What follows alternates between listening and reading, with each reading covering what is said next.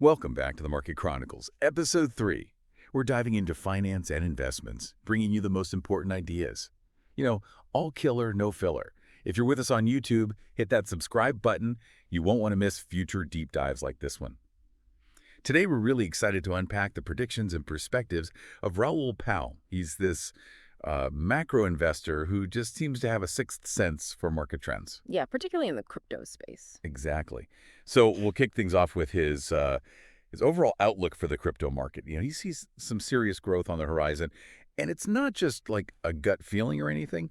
Let's hear it straight from Raoul. You think crypto goes to 10 to 15 trillion this cycle? Yeah, I think that's reasonable. And I get that really simply, again, in an idiot's way. I just take the market cap of crypto, put it in a log regression channel, and it gets you there. You do the same with Bitcoin, back it out as maybe a Bitcoin dominance of 50%, 40%. You kind of get there. It's like you look at the wallet growth, you kind of get to those numbers. So it's like, yeah, that makes about sense. He's got a really interesting approach here. He's using that log regression channel analysis. Basically, it's like plotting historical market cap data and, projecting that trend line forward. Right, so kind of like anticipating future values based on past performance. Exactly.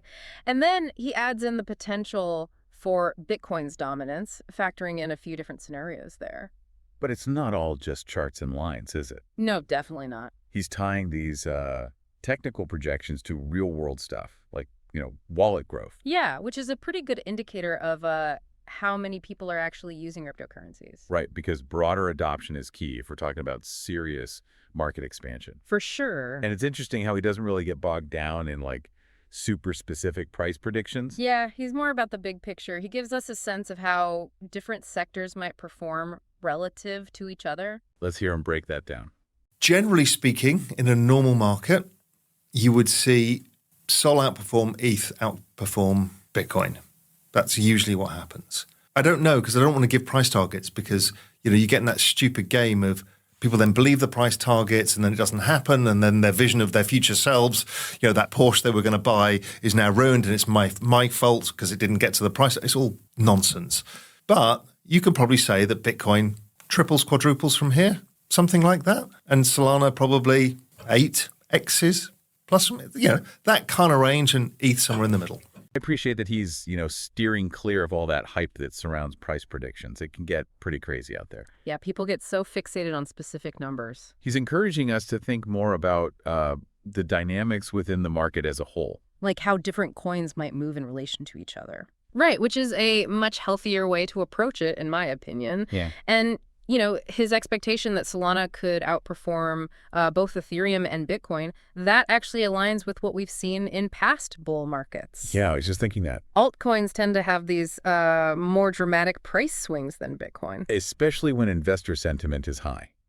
Okay, so let's shift gears a little bit here. We're going to move from market forecasts into something a little less conventional. Raoul Pal has some really fascinating thoughts on meme coins and how they relate to something he calls the tokenization of culture. It might sound a little strange at first, but bear with us here. In smoking chicken fish in the church, we don't refer to billions, we refer to bouillon, because there is a holy broth and you become a brother and not a brother. So it's never billions, no billy, it's bouillons. So he uses this smoking chicken fish in the church meme to kind of launch into this deeper conversation. It's not just about the meme itself, It's about the meaning behind it. Yeah, it's about how online communities, they attach value to shared experiences. And remember, a lot of meme coins, they come from these seemingly nonsensical online jokes and trends. Right, exactly. It's like that feeling of being in on an inside joke with a group of friends. Mm-hmm. It creates that sense of belonging, of understanding within a community. Like you're all part of something. Yeah, exactly. It's internet native. The meme existed before. It was the kind of meme that used to get sent around. But now you can attach value to a meme. What we're doing is figuring out what this meme is worth in folklore. Because they've got to understand that a lot of what we all do on the internet is find a commonality of interest. So if you have a group of mates in physical life, you'll have inside jokes. Things that have happened that you joke about or that somebody did, and they get embellished. They get made more ridiculous, and it becomes an inside joke. Nobody else understands that. But to you guys, it's valuable because it's a part of your friendship. It's a folklore. It's a meme of your friendship. This is the same. It's just millions of people online form friendships and bonding over humor or over a commonality of purpose. Now, that commonality of purpose here happens to be a church, but it's also about making money. And there's the chicken commandments, which is the commandments, the chicken commandments. But they're kind of half serious as well. It's almost like he's suggesting that meme coins could be like a very early version of a much bigger trend, Which is the tokenization of culture. Imagine a world where online communities shared cultural moments, even those viral trends that come and go so quickly. What if all of that could be represented, maybe even monetized through tokens? Whoa. It's a pretty wild idea. I mean, it shows at least that how good of a meme this is, right? Because we're just laughing for like 10 minutes and Yeah, we and would I've not been in laugh- this world for a while and it still makes me laugh. But, dog with hat, does it make you laugh? No. It's cute, but no, it doesn't. No. It's cute. And the reason you like it is because everybody likes it and you might make money. Yeah, that's But true. smoking chicken fish, even if it makes no money, it's just fucking funny. Nobody has a right to tell people what to do or how to manage their money. They can advise them on how to manage risk, but you can't say that thing good, that thing bad.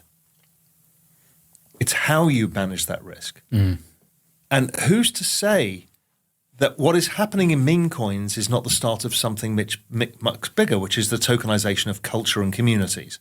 How many questions come up when you start thinking about it like that? Like, how would we even determine the value of these cultural tokens? Right. Could it lead to entirely new economies? Economies built around shared experiences and online interactions. Yeah. And could it change, who has the power to influence culture? Yeah. It's a lot to unpack. It really is a mind-bending concept when you really start, thinking about it. Definitely. Okay, so let's switch gears a little bit here. We're going to move from, these market forecasts into NFTs now. But this is another area where Raoul sees a lot of cultural significance. He's especially bullish on ETH NFTs. But he makes it clear that it's not about, picking one blockchain over another. right. Let's hear what he has to say about that. The reason I don't own ETH is because I'm trying to back the fastest horse. Like I don't own Bitcoin. I have one Bitcoin. I'm trying to back the fastest horse. It's nothing to do with I don't like Ethereum or I don't like Bitcoin. I'm just trying to maximize my opportunity in the best risk-adjusted return. Why ETH NFTs? Because the ones that I've bought, I think, represent the historic moment of the culture of the internet, which was a pandemic where people discovered crypto, NFTs became a huge thing and people discovered digital art, and Beeple sells for $69 million and Xcopy selling for $5 or $10 million. This mass acceptance of what there was a digital art movement beforehand of which Xcopy and Beeple were part of, but it couldn't have value until it went on chain. NFTs create digital scarcity. Once you had digital scarcity, art took off. It was an amazing thing to see. Now, art is a reflection of culture.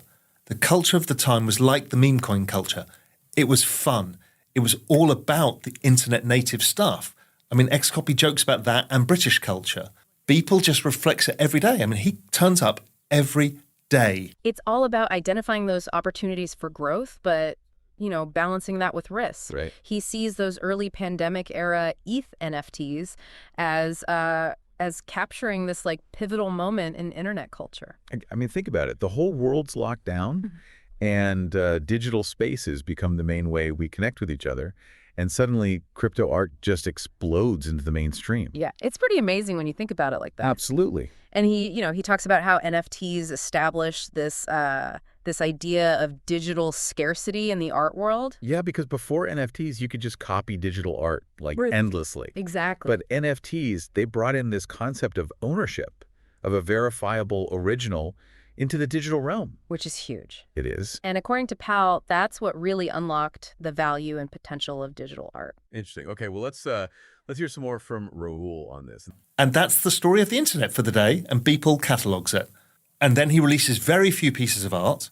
And so therefore, there's a lot of value in that, right? Somebody who catalogues the internet and creates art that is sold for a lot, and this kind of iconic glitch art type that happened to really represent the kind of nutsness of crypto. So I don't think it matters what chain it's on. Like, I don't think it matters whether it's an oil painting or a pastel or a whatever. It is because of the culture that it represented. And that will be a magic moment in many, many people's minds. People made an enormous sum of money in NFTs. I did not. And why did they make the money? And it's different to the meme coin cycle. I've been thinking this through. Meme coins are priced in dollars. Punks went from like whatever it was, half an ETH or something stupid, to hundreds of ETH. And ETH, did 50x. Yeah. right? I mean, it's just la la land, right? That moment in time will never be forgotten. And those who come after it will learn the folklore of those times. We're making folklore again in memes. These worlds are all combining. They're all part of the same thing. It's culture. So he's kind of drawing this parallel between NFTs and traditional art forms. Okay, I see that. They both have the power to capture like the zeitgeist, the spirit of a particular time. Like how Warhol's work embodies the energy of the 60s and 70s. Exactly. Pal sees these early pandemic era NFTs as having that same ability to really encapsulate a moment of cultural transformation. Yeah, it's like those NFTs become these like cultural artifacts of this specific moment in time. Right. It goes beyond just like the money or the investment side of things. Oh, absolutely. It taps into how we connect with each other and how we express ourselves in this digital world. It's like a whole new way of thinking about art and culture. For sure. Okay, so I think it's really interesting how Raoul's insights challenge us to look beyond just the technology itself. Yeah, he's not just giving like stock tips or anything. Right. He's making us think about the bigger picture, like how crypto could change, our communities, how we preserve these digital moments. It's fascinating. It really is. Yeah. This deep dive has taken us everywhere from market predictions to cultural revolutions. And it all comes back to this idea of technology changing how we interact and what we value. Exactly. This conversation is just getting started. It is. And we all have a role to play in it, Absolutely. We need to stay curious and be open to these new possibilities. Things are changing so fast. They really are. Okay, so we hope you enjoyed this deep dive into Raoul Pal's predictions and perspectives. Yeah, we covered a lot of ground today. We did. Make sure you subscribe to the Market Chronicles on YouTube for more for more deep dives like this one. And be sure to share your thoughts in the comments. We love hearing from you guys. We do. We'll see you in the next deep dive. Huge thank you to all our listeners for tuning in to the Market Chronicles.